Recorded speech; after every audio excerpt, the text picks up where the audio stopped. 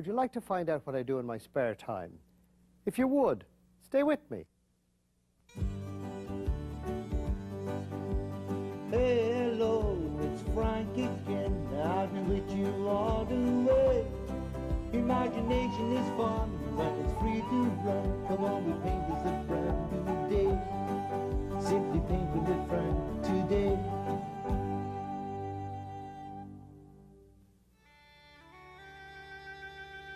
We can all paint, but some of us have done it and some of us haven't. That's the only difference. Because believe me, you can. Everybody can paint, they can write. And I'm going to prove that to you in a minute. What we're going to do is, we're going to paint a little demo for you, right? Using this little system that I kind of worked out. And I'll tell you why in a minute so you'll understand. For those of you particularly who haven't painted, because they're the ones I'm really after. Okay, let's knock in a horizon line.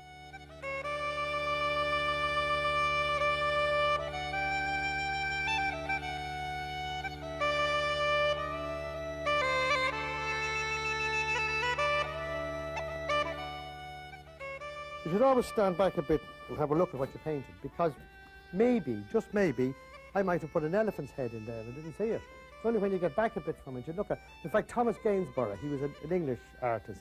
He had a studio 40 feet long. This is true. What he used to do is he'd put a stroke on and then he'd run 40 feet to the end of the room and have a look at it.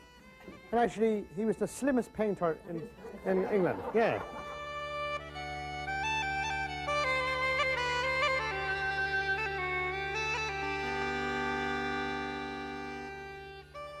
Believe me, the biggest mistake you can make when you're painting is a word called impatience. And if I was to go after that now again and put more paint on top of that while it's wet, it'll just spread like blotting paper and you'll destroy it.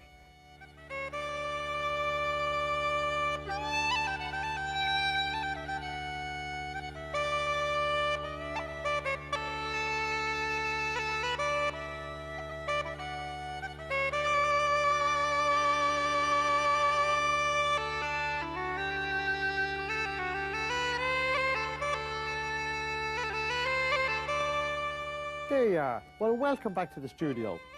I'll just get settled here, and then we're going to do the same thing again for you, the demonstration. And I'll tell you a bit more about it as we go along. But before we do that, let's talk about the materials. And first we need the paints. And they're watercolour, and we're using 5 of them. And it is light red, ultramarine, raw sienna, burnt umber, and lemon yellow. We might use the white gouache, depending. We have the 4 brushes. We have the large Simply Painting goat hair brush, we have the baby one, we have the number 6 round nylon, and we have the rigger. We of course have our tray, which can be a plate or anything you have around the house that's white to mix your paint on. We have the container for the water, we have the cloths for drying the brushes, and last but by no means least, we have a sheet of watercolour paper, which once again is 140 pounds in weight. It measures 14 by 10, therefore it's in landscape. You're right. So without further ado, let's look at the picky. And here it is. All I did was I repeated what I did for the demonstration with those people in the hotel. And as I say, I'll come back to that in a minute. So how do we do it? Well, we start off with have some more fun, horizon, sky, middle and foreground. You're dead right. And what's the first thing we do? Let's draw this horizon line. In this case, yeah, it's about near enough a third of the way up the page or something like that. Once it's straight across, we don't care. There it is. That's the end of the drawing, isn't it? Let's put the pencil away. And let's get stuck into this thing now. Put the brushes, big brush into the water, take the other fellas out to one side. And let's get ready now to paint our sky. So for the sky, we need the ultramarine blue, raw sienna, and light red, those 3.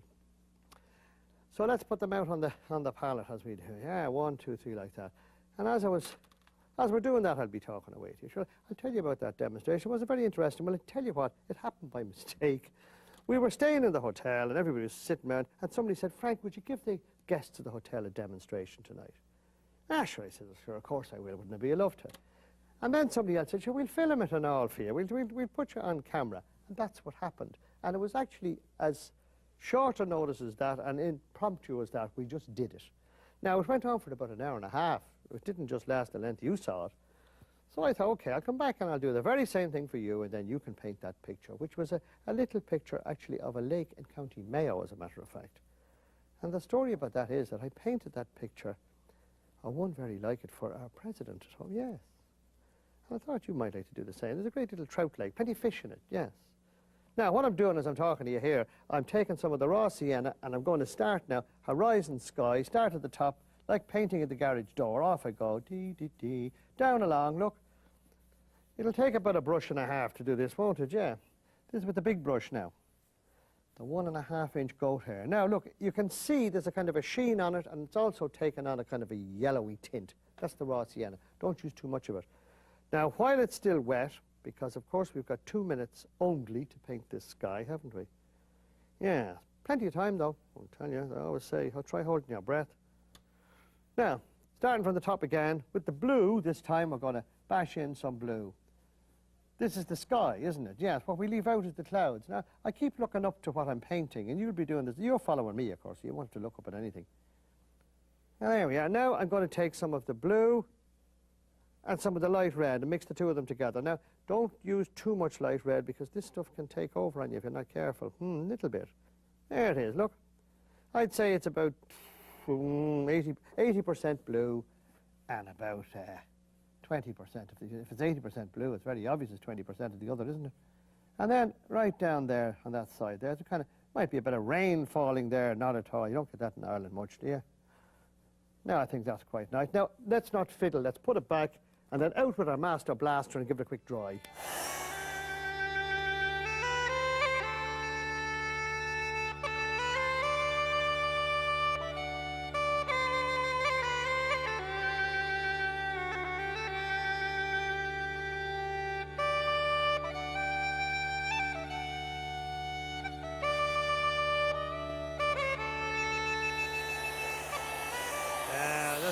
That's a real good dry we gave it, because, you know, if you don't do that and if you go on to the next part of your picture and it's still damp, what will happen is the two colours will run in together and you'll have a mess.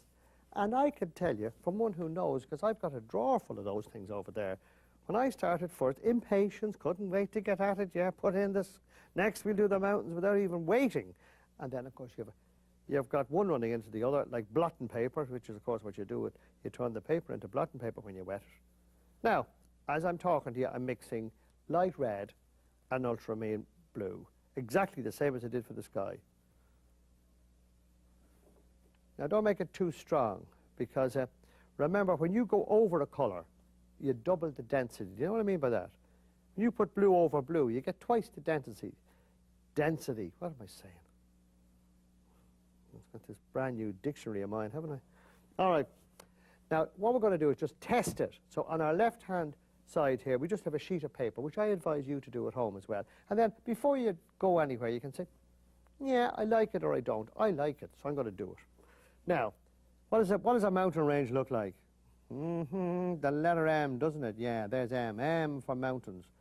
And if you can draw the letter M, you can certainly paint a mountain range. Now, don't make them exactly the same. There they are, look at that. One quick swipe right across. Right? He who hesitates is lost. That's why the brush is so big, because it'll do it very quickly. Now let's try it.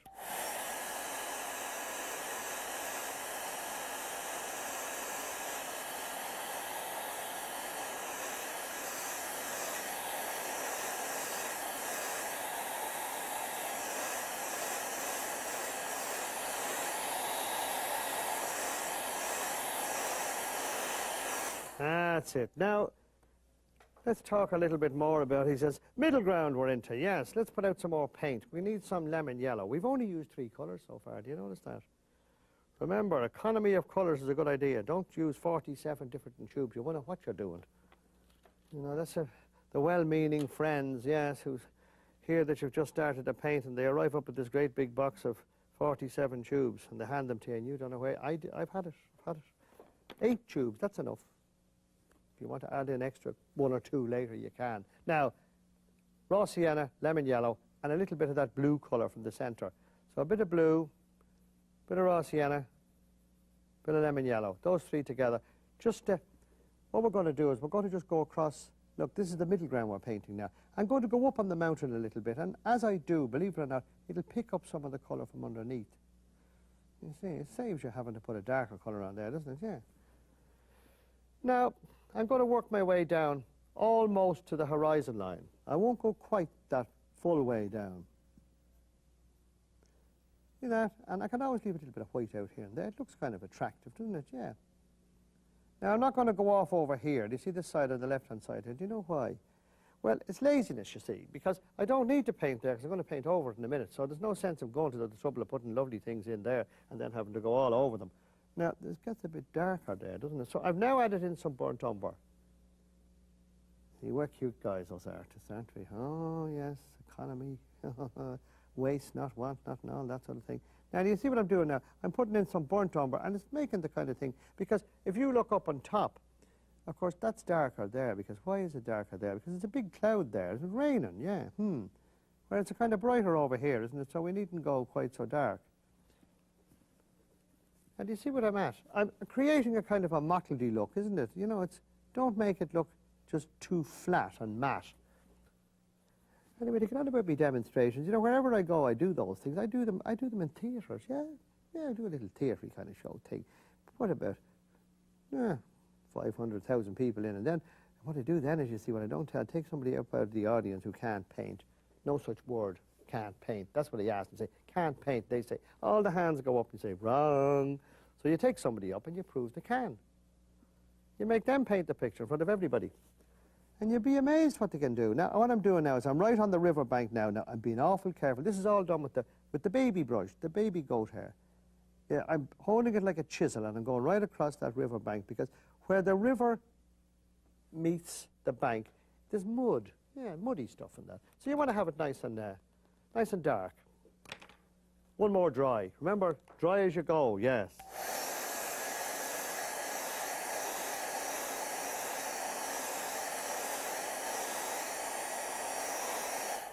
There we go, that's nice and dry. Now we can carry on. We're going to talk about water now. Now, to paint water, we need a water brush. Yes. Ooh, look, we found one here. Here it is, look. See, we use the one brush nearly all the time, don't we? Now, we're going to take some of the ultramarine blue and some of the light red. Now, let me tell you a little bit about water. Water, of course, reflects the colours around it. So if you've got a blue sky, there's a pretty fair chance that the water will be blue. If you have a sunset, well, then the same thing will be that you'll have a red water, won't you? Yes. I know at times in Ireland we beat all that, because then we turn around and we have bog water, which is brown, the whole lot of it. But in general, yes, in general. Now I'm mixing up some of this colour, which is exactly the same as the piece up in the right-hand side, up here in the sky. And that's what I'm going to make into my water. So remembering that it takes, as I say, 95% of the time to mix it and 5% to put it on. Now let's go to our little test page again. Yes, over here on the left-hand side. Let's put the brush down and give it a... Well, that looks absolutely... Do you know, I'm hitting this right for a change, yeah? Now you lay the brush flat on the paper on the left or the right-hand side. Doesn't matter. I'm left-handed, so I go this way. Now watch, and off I go.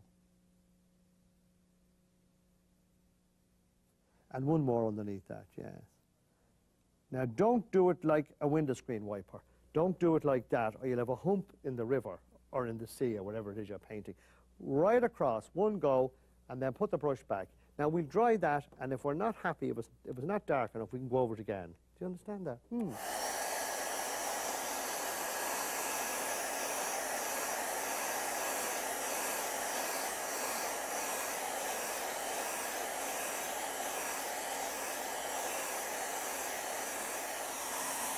I think I'm fairly happy with that. I'm not going to touch it at all.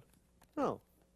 But that's the thing you've got to do. If you want to go over that again with another coat, they call it a wash, as you know. When you're painting watercolours, it's a wash upon wash, which really means a coat on top of a coat, doesn't it? Yeah.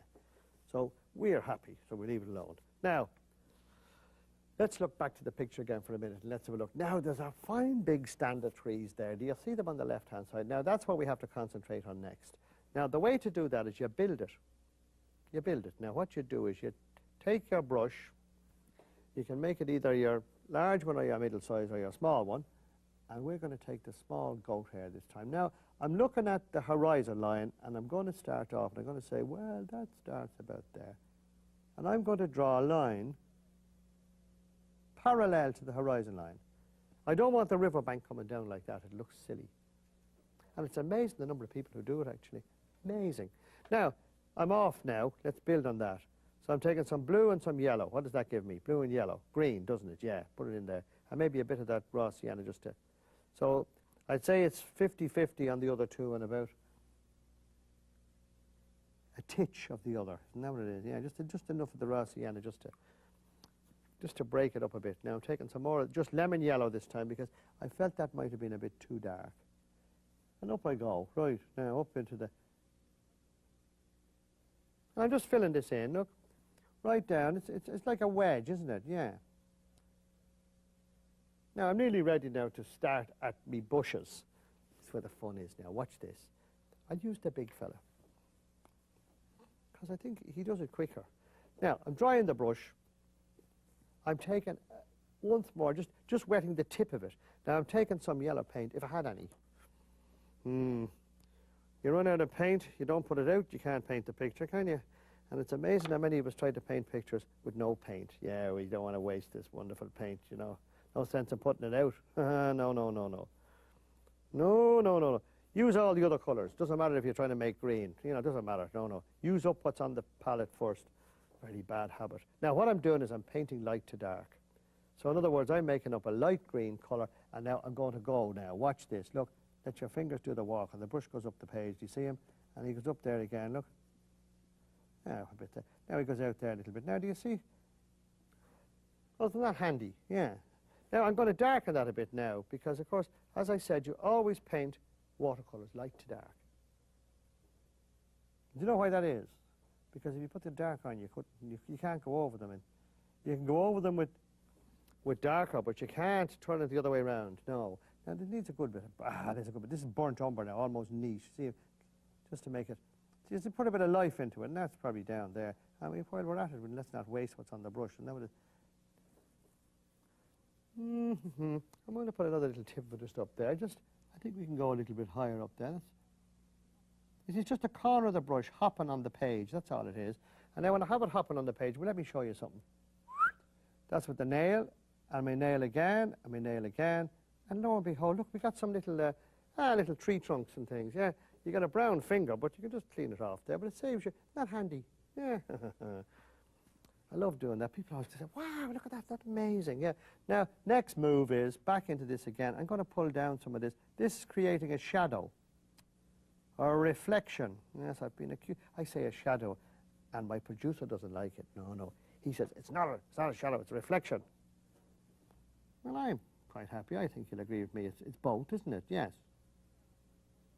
Now, do you see there, I'm trying to, what I'm going to do now is put another little bit in there, because that looks a bit silly there. I'll break that up a little. Now isn't that nicer? Yes. And there's a little kind of a hedge thing lump there. Do you see that in the beginning there? Look at that, and a little bit there. How are we getting on now? Look. Well, we're coming down very fine now, aren't we? I think we could darken that a tiny bit more, because believe it or not, reflections are darker generally than what they're reflecting. Do you understand me when I say that? Now, I'm ready now to start in the bottom bit here. Now, this is difficult, because to do this, we need a rush brush. Look at that. Here's oh boy, look at it. Downward strokes, holding the brush just like a tube of toothpaste, and off I go. Ding, ding, ding. Right across, light colours first, as always. Now, what happens is that brush bends up, and you can actually see it. See why it's bent up like that? That's because the goat hair does not spring back like nylon. Now I'm going to have to darken that a bit, you see. So how do I do that? Let me have a little look. There, you see, I add in some darker colours. See, I'm letting the brush do this. Sure, I'm not having to do this at all. It's only downward strokes of this thing. Now, if anybody tells me they can't do that, if you can't put a brush on the paper and do that with it, well, I don't know what's wrong with you at all. Those people, they were very nice, those people at the demonstration.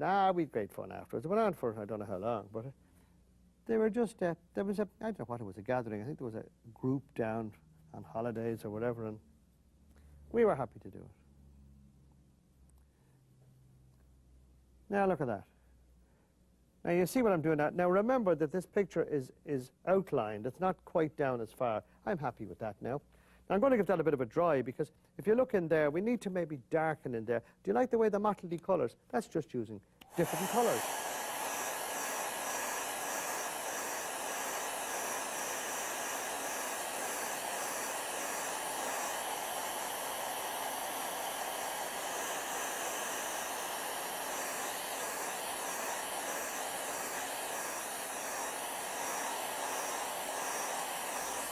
Now let's stop that now. He said, that's enough of that drying. He says, let's make one swipe across now, yes. Now when you do this, I want you to make sure, first of all, it's dry, and secondly, I want you to make a positive stroke.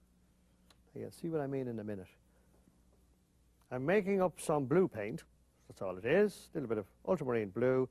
Get it on the brush like that. I want to make sure I got enough to go across. Yeah, don't stop halfway.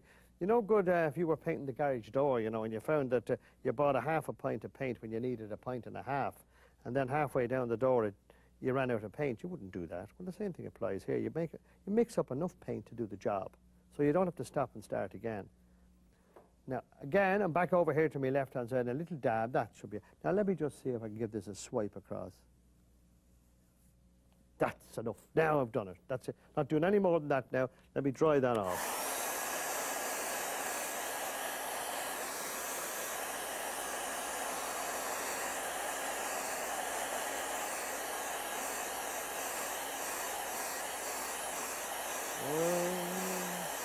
I'm very happy with that. Now, let me do a thirsty brush for you. That's just a little swipe of. Just look. All I'm doing is I'm drying the brush, and I'm going to run it across there a couple of times like that. Do you see that? You know when the wind blows, you get little kind of eddies. Yeah. Now I've done all that with the big brushes. Why not use the small fella? Come on, we have to give him a chance anyway. What we're going to do is going to put in that little tree on the right-hand side. So let's look back to the picture just for a moment to get it. See, there he is, right-hand side. See him? Yes. Now, I'm mixing up plenty of paint, and it's burnt umber. So now what we do is we lean on the brush, and off we go. And as we lean on the brush, it gets thicker. Now, I want you to wobble it, because there's no sense. You see that? No sense in having a telegraph pole, and also making sure that when you've done this, that the branches and that the trunk of this little bush is strong enough to hold, because we've got winds in Ireland. You know, you get winds all over the world, and there's no good in having a tree that'll fall down the first time you have any kind of a wind. And they also come down a little bit lower like that. Now, a good thing to do with this fella before you tackle him the first time is to practice it. Get a sheet of paper. You have that piece of paper to one side there, which I advise you do. But you use them. Do a few little tree tests on it, yes. Now I think we're getting to the stage. This is nearly. How are we getting on? Oh, he's coming along lovely, isn't he? Yes. I'll give this fella a bit of a dry now in a minute. You don't have to, but just to show you. Let's do that.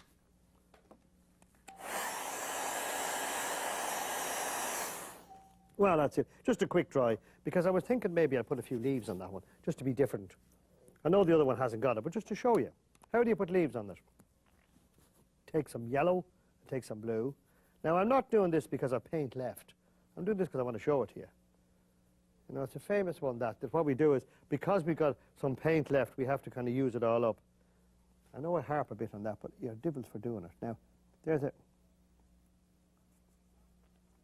Look, I'm just dabbing it on. It's light colours first, and then we get into the darker colour. Now I'm going to put in some darker colour there. Oh yes, it's a terrible habit that. It's trying to finish up and make sure you use up all the paint. Now I'm mixing a little bit of the blue into the burnt umber. The brush is what we call dry brush, so it's fairly dry. Now I think I'm nearly ready there. I don't see much more to be doing to this thing now. Just make it land. I've two more things to do. What's that? Well, the first thing is this famous piece of animation of mine. You know me pal the bird? Here he is, up here, look. Always in the picture, yeah, put him in there. Second thing to do is take your pen, if you can find it, and write your name. And we'll write it here somewhere. Now, take my tip, and when you sign your name, don't touch the picture anymore.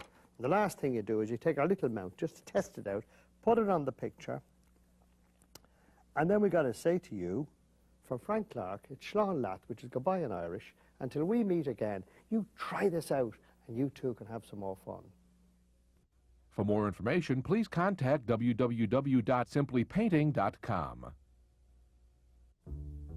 Slán Leat, to you my friends on till we meet again somewhere. Send a card or two, I'll be thinking of you, and I'll be hoping we'll be back real soon. But until then, let me say, my friends, the pleasure was all the way. And if heart's on your mind, I'm not hard to find. Sure, we can do it again one day. Simply painting with Frank today.